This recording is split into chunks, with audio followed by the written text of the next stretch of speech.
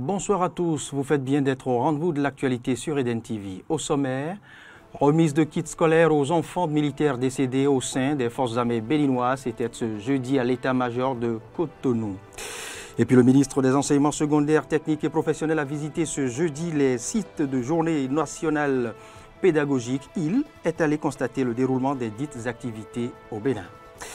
Et puis la communauté des États de l'Afrique de l'Ouest, CEDEAO, a suspendu l'adhésion de la Guinée de son organisation. Cette sanction intervient à l'issue du coup de force intervenu dimanche dernier qui a vu la chute du régime de Alpha Condé.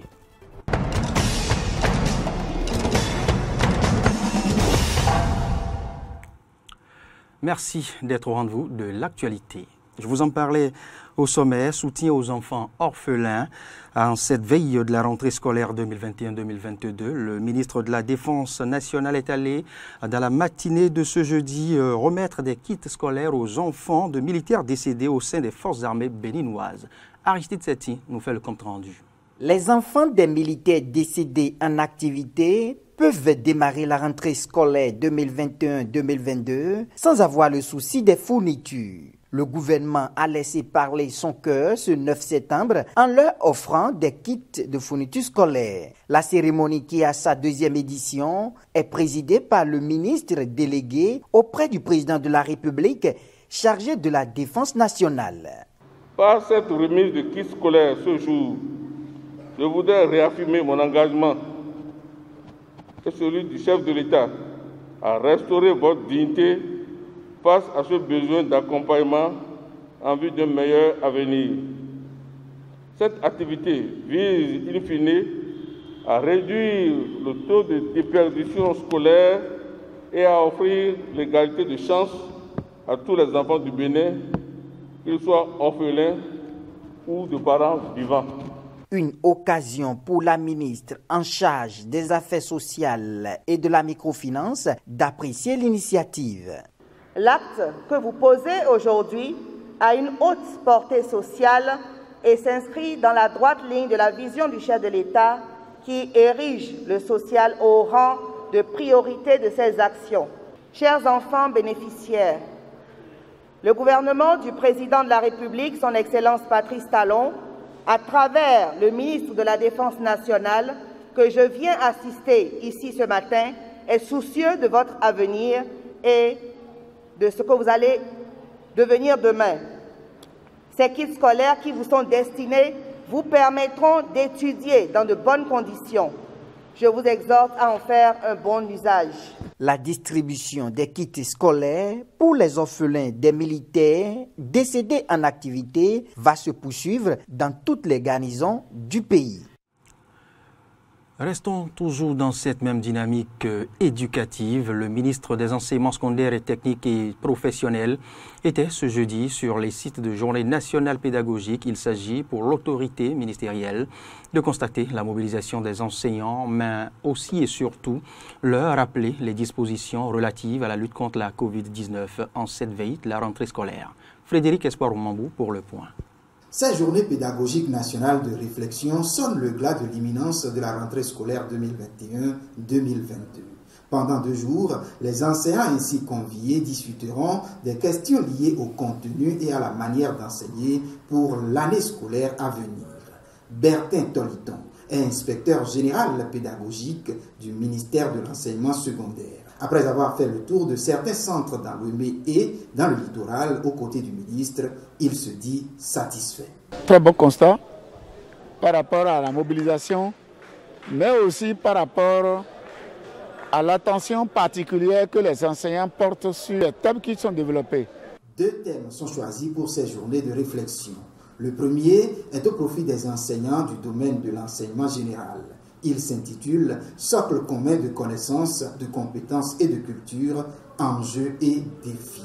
Quant aux enseignants du domaine technique et professionnel, ils réfléchissent autour de l'état des lieux et perspectives pour l'enseignement technique et la formation professionnelle à l'ère du numérique. Un thème d'actualité selon le ministre Yves Tchabi Kouara. C'est un thème d'actualité. Vous avez très bien choisi le thème. Et dans le domaine de la formation professionnelle, vous convenez avec moi que nous ne pouvons pas faire grand-chose sans le numérique. Je vous félicite pour le choix de ce thème et vous encourage à l'approfondir. Le ministre a saisi l'occasion pour insister sur l'observance des gestes liés à la lutte contre la pandémie de Covid-19. Le gouvernement a pris ses responsabilités en nous demandant d'observer les gestes barrières. En prenant certaines mesures de sécurité, il nous revient juste de les observer. Nous avons pris par plusieurs sites, nous avons constaté que tout le monde a son masque, c'est bien. Nous avons constaté l'existence des dispositifs de lavage de mains, c'est une bonne chose. Mais il ne faut pas négliger la vaccination. C'est l'une des mesures prises et il faut la respecter également. Le ministre et sa délégation sont repartis satisfaits de ce que des leçons applicables sortiront de ces journées pédagogiques. Au cours du point de presse à l'issue du Conseil des ministres, le secrétaire général adjoint et porte-parole du gouvernement a abordé certaines préoccupations à lui soumises par les journalistes. Entre autres préoccupations, la reprise le 20 septembre prochain des cours ou le report. Qu'en a-t-il dit? Suivez ces précisions. Vous avez noté que depuis le début de cette pandémie, le gouvernement du Bénin a eu une approche méthodique qui a été saluée de partout. La façon dont nous avons géré la pandémie. Et rappelez-vous, nous avons été l'un des tout premiers, pour ne pas dire le premier, à rouvrir les classes pour sauver l'année scolaire de nos enfants, leur permettre de valider leurs examens, faire en sorte que les parents qui ont investi ne l'aient pas fait gratuitement. Cela a été salué. Et après, nous avons eu une autre année scolaire normale qui s'est déroulée de bout en bout, malgré la présence de la pandémie. C'est vrai que ces derniers jours, nous avons parlé d'une inflation, mais qui actuellement est en train d'être maîtrisée. Et il n'y a pas de raison objective qui nécessite un report de la rentrée, en tout cas la date d'aujourd'hui, et le gouvernement l'a indiqué, la rentrée c'est pour le 20 septembre. Il n'y a pas de nouvelle date au jour d'aujourd'hui et dans les conditions qui sont les nôtres, d'autant plus par ailleurs que le gouvernement a pris toutes les mesures pour assurer une rentrée scolaire normale. Ceux qui doivent être vaccinés sont invités à le faire. Les conditions didactiques, matérielles, financières pour assurer une bonne rentrée des classes sont en cours d'être implémentées. Poursuivons cette édition d'information. Le monde syndical béninois est en deuil. L'ancien secrétaire général de la Confédération autonome des syndicats du Bénin, CSA, Dieudonné Lokossou, est décédé mardi dernier. Vous l'avez suivi sur nos antennes. L'homme avait marqué le monde syndical par sa lutte pour la défense des intérêts des travailleurs. Suivez ici le témoignage qu'en font ses pairs. Lokossou Dieudonné, ex-secrétaire général ou bien secrétaire général honoraire de la CSAB. C'est un grand monsieur qui s'en est allé, plein d'humanisme, plein de générosité, un combattant des causes des travailleurs. Il est tenace, direct et franc. Il a succombé, n'est-ce pas, à une embolie pulmonaire. Donc il n'est pas mort de Covid. Il fait partie de cette génération que nous sommes en train de remplacer au sein du mouvement syndical de notre pays.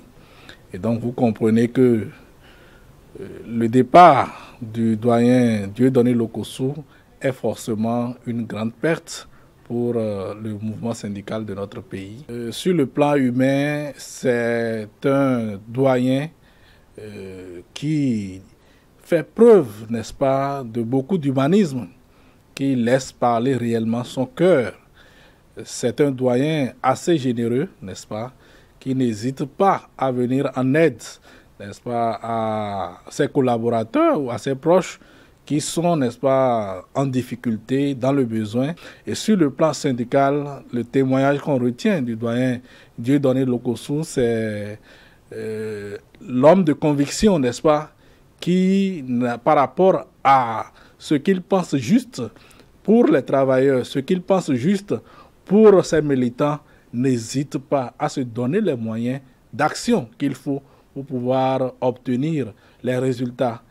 J'ai été choqué d'apprendre le décès du camarade de Dieudonné Lokossou, qui fait partie des personnes assez remarquables du monde syndical béninois, avec qui nous avons lutté pour la conquête des libertés syndicales. Nous avons des lignes qui ne sont pas les mêmes en matière de défense des intérêts des travailleurs. Bon, ça c'est une question de ligne. Dans tous les cas, je reste choqué par le départ du camarade. Sur le continent africain, la communauté économique des États de l'Afrique de l'Ouest, CEDEAO, suspend la Guinée des organes de décision de l'organisation. Cette sanction intervient à la suite du coup de force qui a chassé du pouvoir Alpha Condé dimanche dernier. Hier, lors de la conférence virtuelle entre les 15 chefs d'État de l'organisation, l'instance a exigé la libération immédiate du président déchu Alpha Condé. La CEDEAO enverra également une mission de haut niveau en Guinée afin de réexaminer la situation. La commission de la CEDEAO demande que les mêmes mesures soient prises par l'ONU et l'Union africaine. Aucune sanction économique n'a donc été prise pour l'heure. Les forces de défense et de sécurité qui ont pris le pouvoir s'inscrivent dans un ordre républicain et très rapidement mettent en place un processus qui permet donc d'arriver très rapidement à un retour à l'ordre constitutionnel normal. Et cette décision de la CEDEAO a fait réagir nombre de citoyens guinéens. Je vous invite ici à en suivre quelques-uns. Je pense que la CEDEAO a tort parce que sinon, depuis que le coup d'État constitutionnel a commencé en Guinée, la CEDEAO existait. Donc, juste ils n'ont rien dit, aucun mot. Donc maintenant, c'est maintenant qu'ils vont se réveiller pour nous dire quoi. Donc, ils n'ont aucune leçon à nous donner parce que voilà, nous, on soutient ici le colonel. Mais la CEDEAO se fout de la Guinée. Quand Alpha Condé passait les élections pour le 3e mandat, qu'est-ce que la CEDEAO a fait? Rien. C'est pas maintenant qu'il doit venir. Nous estimons que le peuple de Guinée a pris ses responsabilités face à son histoire. Nous voulons la paix en Guinée. Nous, on ne connaît pas d'autres pays, ni ici, c'est chez nous. En Afghanistan, les autorités talibanes annoncent laisser 200 civils américains et d'autres ressortissants quitter le pays. Un signe inquiétant pour les femmes interdites du sport. Les talibans au pouvoir exigent d'elles qu'elles portent le niqab à l'université. Précision. Des actes encore très éloignés des paroles.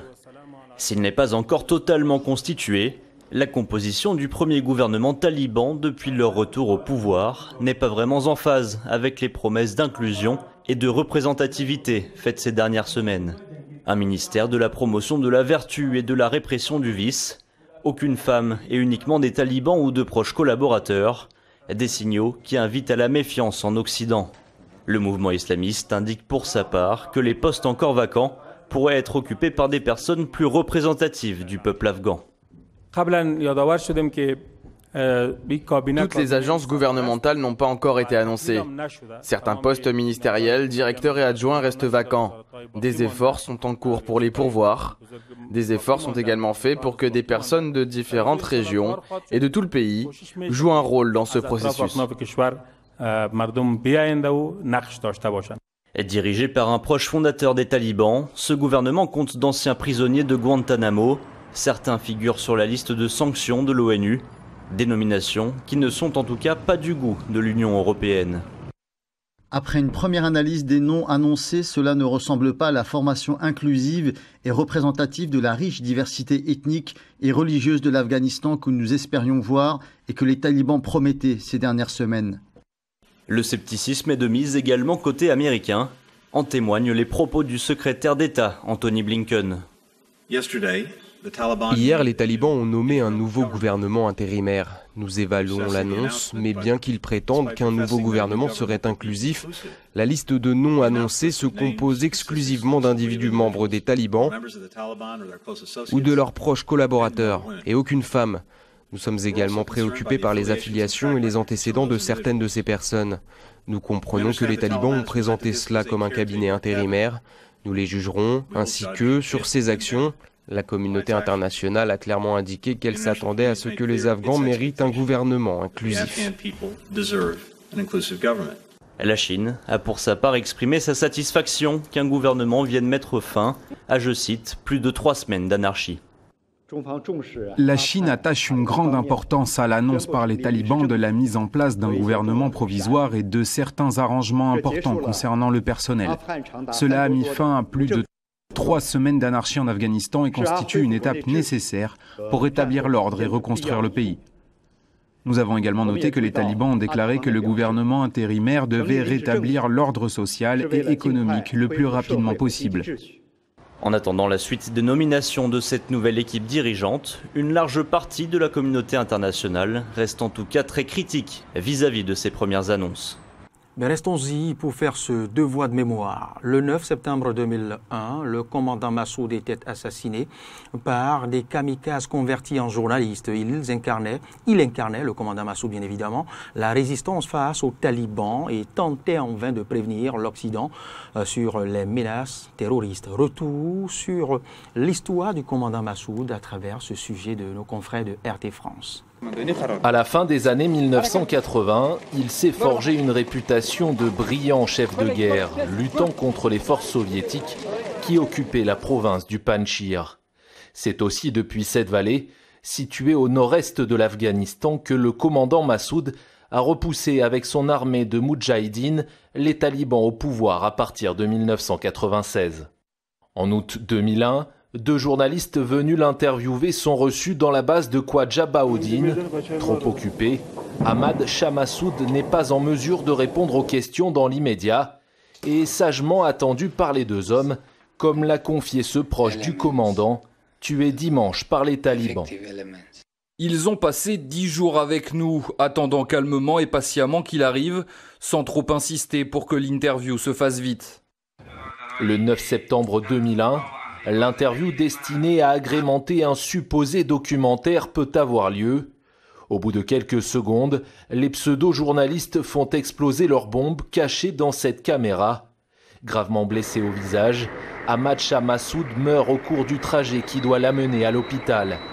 Après cet attentat suicide perpétré par 2 Tunisiens missionnés par Oussama Ben Laden, les proches de Massoud préfèrent cacher sa mort pendant des jours.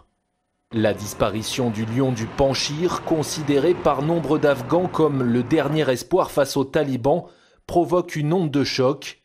Une semaine après sa mort, ils sont des milliers à assister à l'inhumation dans son district natal de Bazarak, au premier rang desquels son fils.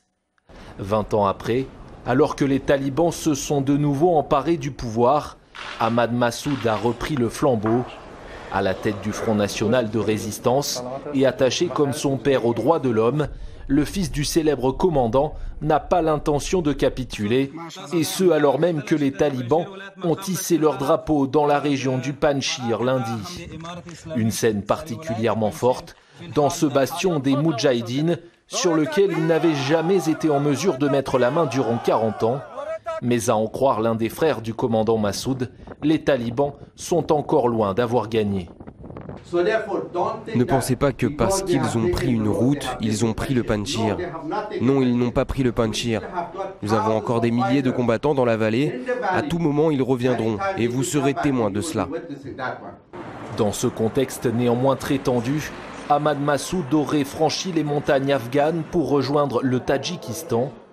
Il a appelé son peuple à se soulever pour la dignité, la liberté et la prospérité du pays. Ces derniers jours, des manifestations ont eu lieu dans plusieurs villes de l'Afghanistan. Eh bien, c'est tout pour ce point de l'actualité sur Eden Télévision. L'information se poursuit sur nos différentes plateformes digitales, Facebook, Twitter et YouTube, et sur notre site internet bénin-6eden.tv. Bonsoir.